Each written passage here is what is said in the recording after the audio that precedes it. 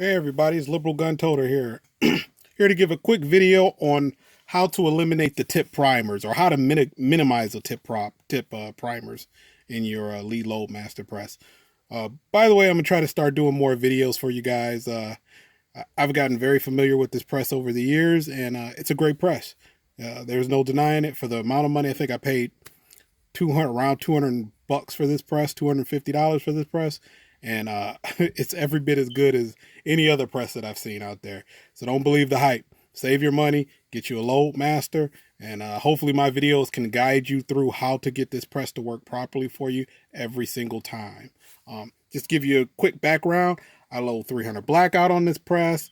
I load 5.7 by 28 on this press. I load 45 ACP on this press.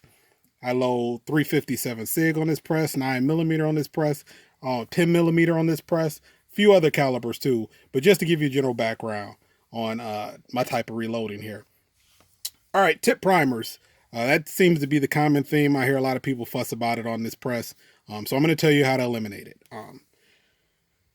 It really has to do with the setup of your dies in this press, and it has something to do with your shell play. So there are two things that you can do to mitigate and greatly diminish the tip primers. First things first, we'll start, since I already got the camera set on the shell plate. You get your shell plate in here, okay? It's going to have to do with the way you set up your shell plate, okay? So you got this little piece in here that helps stop the backwards travel on the shell plate. Okay, so when you get your shell plate in here and you get it into position, locked down on the press, what you want to do is you want to take the clip that's here to prevent the backwards flow of the press, and to also eject the finished case, the finished bullet out of the press. You want to put a good amount of pressure counterclockwise on it before you screw this down. Get as much pressure on there as you can, because you want it to sit in there and you want it to prevent the backwards motion. That kind of locks it into place.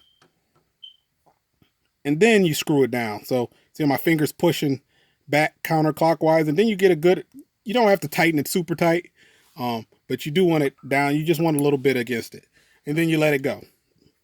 That prevents the movement of your shell plate, and I'll show you real quick. So as my plate returns to the neutral position, or the handle's up, I'm getting zero play. That does is that helps with the way when your primers are being seated in your brass, that mitigates the movement of the shell plate. Okay. The second thing that's going to help you with your tip primers is your die positioning. Okay.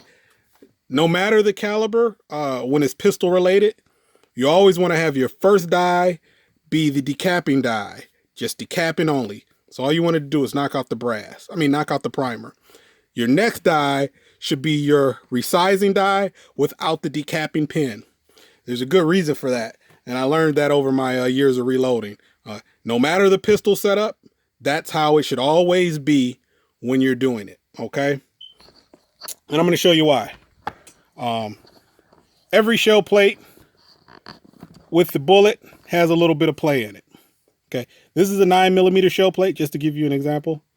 The 9mm shell plate, or if you can see it there, the 19S shell plate, it does, for me, it does two calibers. It does 9mm, and it does the bigger 357 SIG.